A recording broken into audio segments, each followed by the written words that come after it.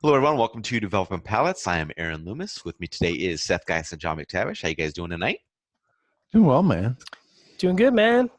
All right, so today we are talking about the Don Lino Africa Duma. Cigar is a Robusto 5-inch by 50 ring gauge. Comes out of the Tabacalera AJ Fernandez factory in Nicaragua. Wrapper is not Cameroon, but Ecuadorian Habano 2000. Binder is Cameroon. Filters from Nicaragua and the Dominican Republic. It is blended by AJ Fernandez. Price point is $9, and the cigar is released in November of 2019.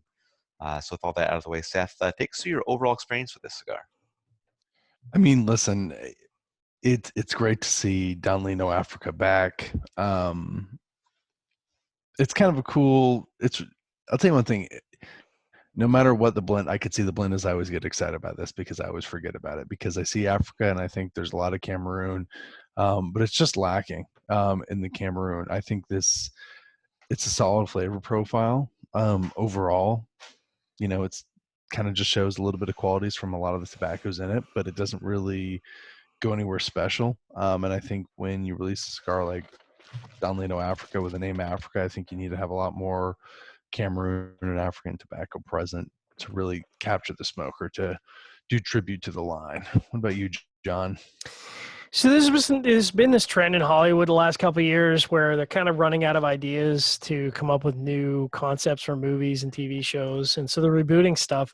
And to me, this is like the Ghostbusters reboot of the Don Lino, and it lacks. Hold on, but they're doing another reboot right now. So make sure that are we classifying the female casting of the reboot? Yeah, Okay. this All is right, this is the 2018. Okay. I think it So was this is- 2018 reboot of Ghostbusters. So you're it's sexist.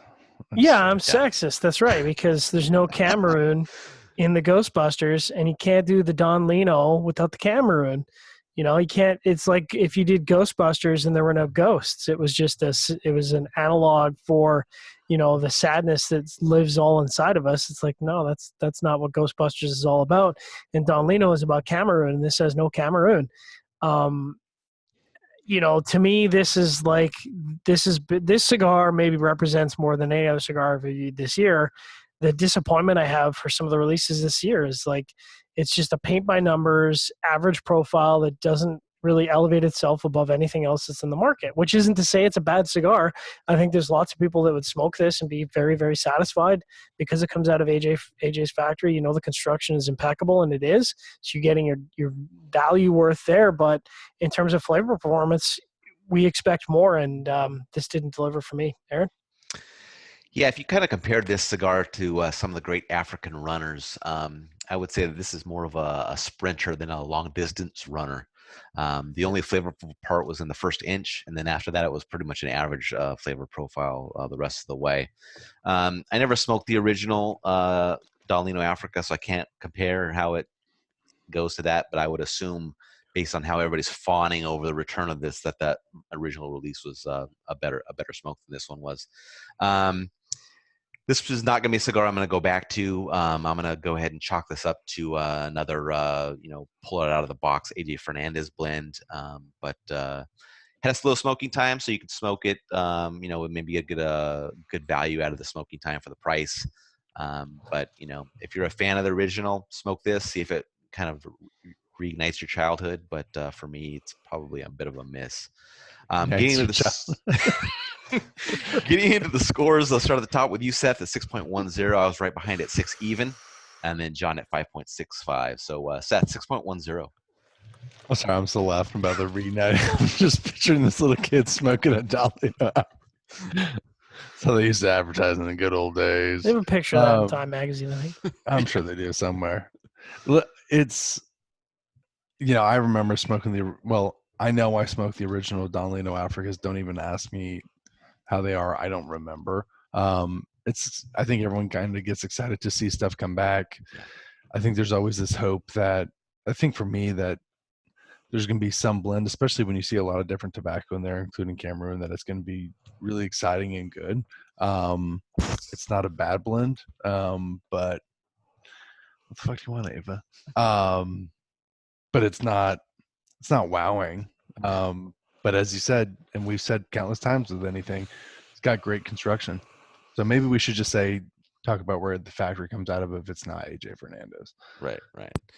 Yeah, I mean, my 6 even is pretty similar to what your experience was. With the only difference you and I had, Seth, was I had knocked down the burn a bit for a little bit waviness, but otherwise it was slightly above average flavor profile, great construction. That's what gets it into the 6s. Otherwise, it's in the 5s.